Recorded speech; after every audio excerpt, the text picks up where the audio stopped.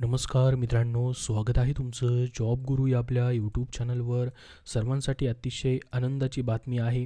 पूर्ण महाराष्ट्रामधून मित्रांनो प्रत्येक जिल्ह्यानुसार आता संपूर्ण जाहिराती आलेल्या आहेत. तुम्ही ज्या जिल्ह्यामध्ये राहताय त्या जिल्ह्यामध्ये तुम्हाला नोकरी करता येणार आहे, अर्ज करता येणार आहे.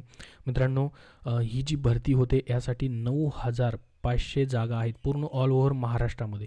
परंतु मित्रांनो प्रत्येक जिल्ह्यानुसार वेगवेगळ्या जागा आहेत. तर मित्रांनो ही जी जाहिरात आहे या ठिकाणी बघू शकता, होमगार्ड या पदासाठी प्रसिद्ध झालेली आहे. आणि महत्त्वाचं म्हणजे यासाठी तुमची लेखी परीक्षा मित्रांनो असणार नाही.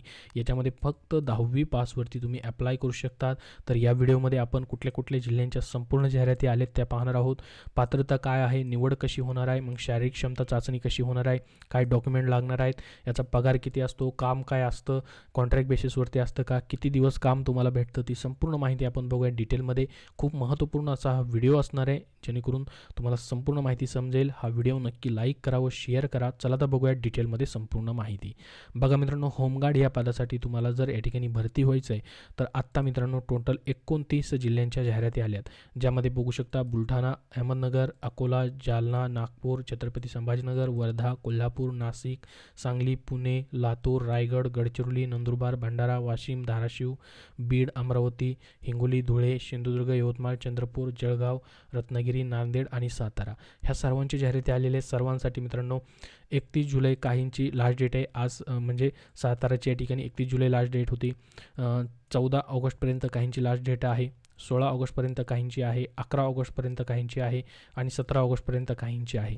तर ही जी लिंक आहे तुम्हाला ऑनलाईन फॉर्म भरायचा आहे बघा, अशा पद्धतीने ही लिंक आहे. इथून तुम्हाला तुमचा डिस्ट्रिक्ट सिलेक्ट करायचा आहे, इथून पोलीस स्टेशन सिलेक्ट करायचं आहे, ज्या जिल्ह्यामध्ये तुम्ही राहत आहे आणि ज्या युनिटमध्ये तुम्ही राहत आहे. जसं की रत्नागिरी तुम्ही सिलेक्ट केलं तर तुम्ही चिपळूणमध्ये राहत आहे, तर चिपळूणच्या पोलीस स्टेशन आसपास हद्दीमध्ये तुम्ही तिथं राहत आहे, त्याच तालुक्यामध्ये तुम्हाला त्याच पोलीस स्टेशनमध्ये फॉर्म भरायचा आहे. हे लक्षात राहू द्या. त्या जिल्ह्यासाठी तेथील तालुक्यातील त्या पोलीस स्टेशनमधील उमेदवारांसाठीच या ठिकाणी अप्लाय करता येणार आहे. बघा, निवासी पत्ता त्या पोलीस ठाण्याच्या हद्दीमध्ये तुमचा येणं गरजेचं आहे, म्हणजे इतर ठिकाणचे विद्यार्थी तिथे अप्लाय करू शकणार नाहीत. तर ही तुमच्यासाठी चांगली गोष्ट आहे. त्या ठिकाणची त्याच ठिकाणी तुम्हाला अप्लाय करता येईल. आणि हा फॉर्म तुम्हाला फक्त एकाच पेजेसचा आहे, एवढाच भरायचा. इथे काही डॉक्युमेंट अपलोड करायचे नाहीत, कुठली फीस भरण्यासाठी तुम्हाला या ठिकाणी ठेवण्यात आलेली नाही.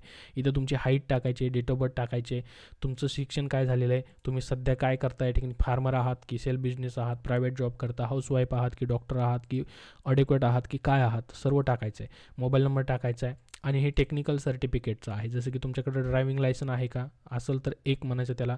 ड्रायव्हिंग लायसन प्लस ITI तुमच्याकडे आहे तर 2 झालं, मग इथं 2 सिलेक्ट करायचं. हे टेक्निकल अर्थ तुमच्याकडे काय काय आहे ते तुम्हाला मी व्हिडिओमध्ये पुढं सांगणार आहे, त्यानुसार तुम्हाला हा फॉर्म भरायचा आहे. बघा, तर आता बघूया डिटेलमध्ये संपूर्ण माहिती. तर बघा मित्रांनो, होमगार्ड याचा उद्देश नेमका काय आहे. देशातील जास्तीत जास्त नागरिकांना सैनिकी तसेच आपत्कालीन मदत कार्याचे कायदा व्यवस्था सुरळीत राखण्याचे प्रशिक्षण देऊन मित्रांनो जबाबदार शिस्तप्रिय नागरिक घडवणं हे होमगार्ड संघटनेचं उद्देश असतं. तर बघा, होमगार्डसाठी मित्रांनो काय सूचना आहेत, काय महत्त्वाची माहिती आहे. तर होमगार्ड हे पद जे आहे मित्रांनो मानसेवी तत्वावरती आधारित असतं. ही मित्रांनो एक प्रकारची नोकरी अथवा रोजगार नाही, हमी नसते. याच्यामध्ये 3 वर्षाकरिता सुरुवातीला तुम्हाला नोकरी दिली जाते. त्यानंतर मित्रांनो तुम्ही परत या ठिकाणी 3 वर्षाच्या टप्प्याने नोंदणी परत करू शकतात. वयाच्या 58व्या वर्षापर्यंत तुम्हाला मित्रांनो ही नोकरी जी आहे ही जी सेवा आहे करता येते. बघा, होमगार्ड सदस्यांचे कर्तव्य काम कसं असतं. बघा, याच्यामध्ये काम तुम्हाला मित्रांनो होमगार्ड सदस्यांना दररोज कर्तव्य दिलं जात नाही, म्हणजे रोज तुम्हाला काम नसतं, लक्षात राहू द्या. कसं काम असतं तुम्हाला, पोलीस दलाच्या मागणीप्रमाणे कायदा व सुव्यवस्था राखणे कामी पोलीस दलासोबत बंदोबस्त कर्तव्य, आपत्कालीन परिस्थितीमध्ये अग्निशमन असेल, विमोचन असेल, पूर विमोचन असेल, तसेच रोगराई असेल, महामारी काळात, संप काळात प्रशासनास मदत कार्य अशी कर्तव्य तुम्हाला दिली जातात. रोज काम दिलं जात नाही. अशी जी एखाद्या वेळेस मित्रांनो या ठिकाणी कायदा सुव्यवस्थाबद्दलचे प्रश्न उद्भवतील किंवा काही ठिकाणी संप वगैरे आहे तर पोलिसांसोबत बंदोबस्तासाठी तुम्हाला या ठिकाणी मित्रांनो काम दिलं जातं. मग तुम्हाला पगार किती असतो. होमगार्ड सदस्यांना मित्रांनो प्रति दिवसाला 570 रुपये या ठिकाणी कर्तव्य भत्ता दिला जातो. म्हणजे तुम्हाला हे 570 रुपये तुमचा पगार आहे, प्लस याच्यामध्ये 100 रुपये उपहार भत्ता दिला जातो. मग 570 प्लस या ठिकाणी 100 670 रुपये तुम्हाला या ठिकाणी दिवसाचे पगार दिला जातो. आणि प्रशिक्षण काळामध्ये मित्रांनो अजून एक्स्ट्रा पगार असतो. प्रशिक्षण तुमचं 3 महिन्याचं असतं, ज्याच्यामध्ये ₹35 खिसा भत्ता असतो आणि ₹100 भोजन भत्ता आणि साप्ताहिक कवायतीसाठी ₹90 भत्ता तुम्हाला दिला जातो. तर ही रोजच्या पगारासाठी तुम्हाला ₹670 दिले जातात. तर महिन्याचं तुम्ही 30 दिवसाचं किंवा तुमचं जे कर्तव्य आहे ते ज्यावेळेस तुम्हाला कामाला बोलवलं जाईल त्यावेळेसचं त्यानुसार तुम्ही या ठिकाणी काउंट करू शकतात.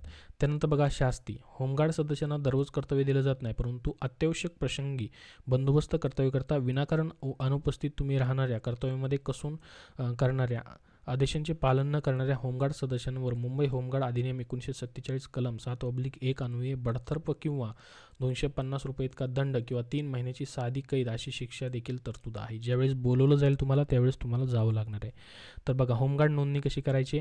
होमगार्डसाठी मित्रांनो कोणत्याही प्रकारचे शुल्क आकारले जात नाही नोंदणी करण्यासाठी किंवा सदस्यत्वाकरिता कोणत्याही इतर मार्गाचा वशिला किंवा लाच अवलंब करू नये. याकरिता कोणीही लाच पैशाची मागणी केल्यास लाचलुचपत प्रतिबंध कार्यालय इथं संपर्क करावा असं म्हटलेलं आहे. बघा होमगार्ड सदस्यत्वाचे फायदे. तुम्हाला काय काय याचे फायदे भेटतात मित्रांनो. तुम्हाला सैनिकी गणवेश या ठिकाणी परिधान करण्याचा मान भेटतो विनाशुल्क. 3 वर्षे सेवा पूर्ण केल्यास मित्रांनो तुम्ही राज्य पोलीस दल, वन विभाग, अग्निशमन दलामध्ये 5% आरक्षण घेण्यासाठी पात्र होतात. होमगार्डांना 5% या ठिकाणी मित्रांनो वेगळं आरक्षण दिलं जातं या भरतीमध्ये. तर हा एक फायदा तुम्हाला आहे. त्यासोबत तुम्हाला वेगवेगळं प्रशिक्षण इथं भेटतं मित्रांनो आणि गौरवास्पद कामगिरी तुम्ही केल्यास तुम्हाला पुरस्कार भेटतो. त्याचसोबत स्वतःचा व्यवसाय, शेती हे सांभाळून तुम्हाला देशसेवा करण्याची या ठिकाणी संधी भेटत असते. तर आता बघूया त्याची पात्रता वगैरे आणि निवड काय असणार आहे ती संपूर्ण माहिती. बघा होमगार्ड पदासाठी मित्रांनो तुम्ही 10वी उत्तीर्ण केलेलं असणं गरजेचं आहे. शारीरिक पात्रता तुमची ज्याच्यामध्ये वय तुमचं 20 ते 50 वर्षे पाहिजे. तर याच्यासाठी मित्रांनो उंची पुरुष उमेदवारांना 162 सेंटीमीटर पाहिजे. पोलीस भरतीपेक्षा कमी उंची आहे तर महिलांना 150 सेंटीमीटर पाहिजे. फक्त पुरुष उमेदवारांना छाती मित्रांनो 76 सेंटीमीटर पाहिजे आणि कमीत कमी 5 सेंटीमीटर फुगवणं आवश्यक आहे. बघा यात अपात्र ठरलेल्या उमेदवारांना पुढील चाचणीसाठी घेतलं जात नाही. आवश्यक कागदपत्र काय काय लागतील तुम्हाला. मतदान का ओळखपत्र असेल किंवा आधार कार्ड रहिवासी पुरावा म्हणून, शैक्षणिक अर्हतेचे प्रमाणपत्र, त्यासोबत तांत्रिक अर्हता वगैरे तुम्ही काय दिली असेल तर त्याचे प्रमाणपत्र. आता बघा निवड प्रक्रिया कशी असणार आहे. लेखी परीक्षा तुमची होत नाही, थेट तुमच्या ठिकाणी शारीरिक क्षमता चाचणी घेतली जाते तुमचे डॉक्युमेंट चेक करून, ज्याच्यामध्ये मित्रांनो पहिल्यांदा तुमची रनिंग असते. पुरुष उमेदवारांना रनिंग असते मित्रांनो 1600 मीटर या ठिकाणी बघा. त्यासाठी 20 गुण तुम्हाला दिले जातात. 5 मिनिट 10 सेकंद किंवा त्यापेक्षा कमी वेळेत तुम्ही पळलात तर 20 पैकी 20 गुण असतात. 5 मिनिट 10 किंवा त्यापेक्षा थोडा जास्त वेळ लागला, 5 मिनिट 30 सेकंद लागले तर 18 गुण असतात. तर हे गुणांचं डिवायडेशन इथे केलं आहे. महिला उमेदवारांना देखील 800 मीटर मित्रांनो रनिंग असते, त्यांना 25 गुण याच्यासाठी असतात. 2 मिनिट 50 सेकंदाचा वेळ मात्र त्यासाठी ठेवण्यात आलेला आहे. तर आता तुमची धाव चाचणी झाली. धाव चाचणीमध्ये तुम्हाला मित्रांनो कमीत कमी 10 गुण तरी मिळवणं गरजेचं आहे, तर तुम्ही पुढील प्रक्रियेसाठी पात्र होतात. मग पुढील प्रक्रिया काय असते मित्रांनो, जसं की गोळाफेक आहे पहा. पुरुष उमेदवारांना गोळाफेक असते. पुरुष उमेदवारास 7.260 किलोग्रॅम वजनाचा गोळा फेकावा लागेल.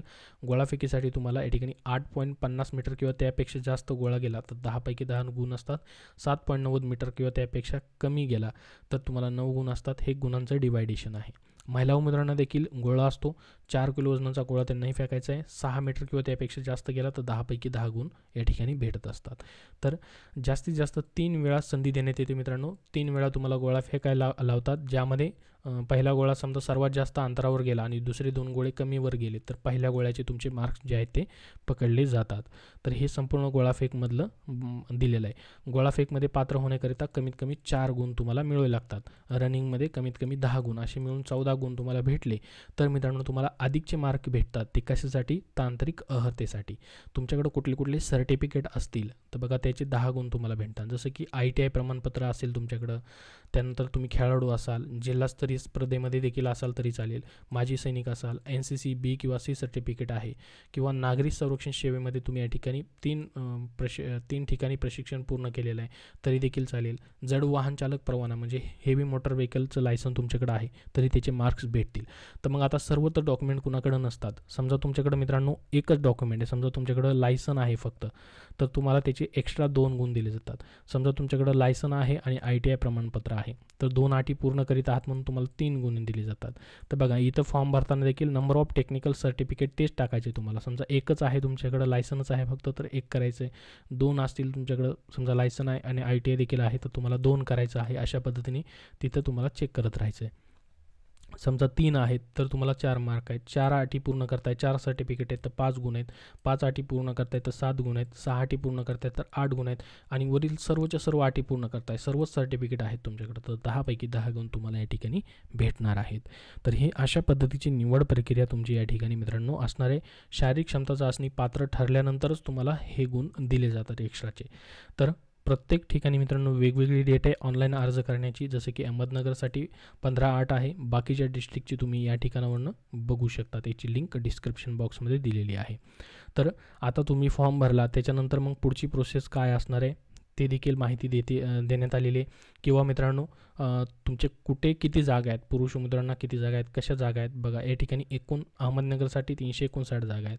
मग याच्यामध्ये दिले पहा अंतर्गत येणारे पोलीस स्टेशन, जसं की अहमदनगरमध्ये तोफखाना, भिंगार कॅम्प, कोतवाली, MIDC तालुका, पारनेरमध्ये पारनेर, सुपा, कर्जतमध्ये कर्जत, मिरजगाव, जामखेडमध्ये जामखेड आणि खर्डा, पाथर्डीमध्ये बघू शकता या ठिकाणी पाथर्डी आहे, नेवासा आहे, त्यानंतर राहता, राहुरी, हे मित्रांनो येणारे अंतर्गत पोलीस स्टेशन आहेत. तिथं मित्रांनो पुरुष उमेदवार महिला उमेदवारांना किती जागा आहेत त्याची माहिती देण्यात आलेली आहे. तर त्या ठिकाणी पाहून तुम्हाला अशा पद्धतीने अर्ज करायचा आहे. याबद्दल अजून काय प्रश्न असतील तर नक्की विचारा. अर्ज भरल्यानंतर त्याची प्रिंटआउट काढून तुम्हाला या ठिकाणी मित्रांनो ज्यावेळेस ते बोलवतील, कधी बोलवतील ते कसं कळेल बघा. ही जी ऑफिशियल वेबसाईट आहे ना, इथेच तुम्हाला काय येते उमेदवारांकरिता पुढील सूचना, त्या जिल्ह्याच्या पुढं पहा अर्ज भरण्याच्या कालावधीनंतर सूचना प्रसारित केली जातील. इथं प्रत्येकाचे तुम्हाला पात्र उमेदवारांच्या PDF फाईल पाहायला भेटतील. मग त्या उमेदवारांना कधी जायचं वगैरे सर्व या ठिकाणी काय होणार आहे वेळापत्रक येणार आहे. या व्यतिरिक्त अजून तुमचे काय प्रश्न असतील तर कमेंटमध्ये विचारा. हा व्हिडिओ नक्की लाईक करा. धन्यवाद.